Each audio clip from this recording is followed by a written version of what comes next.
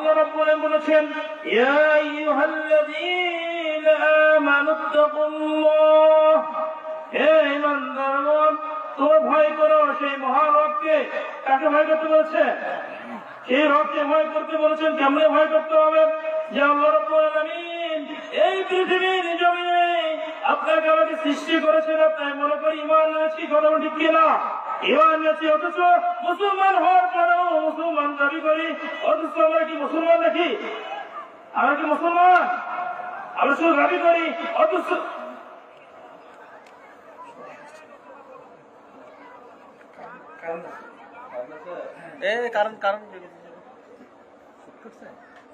Line check করো।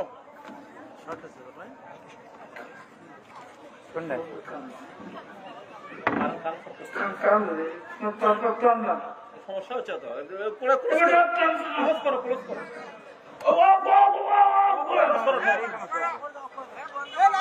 Line lock করো। আর ওই লাইন সমস্যা হচ্ছে।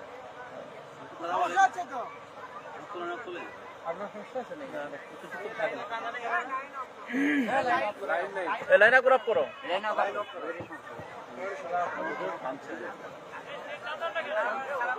ওনাকে নিয়ে যান।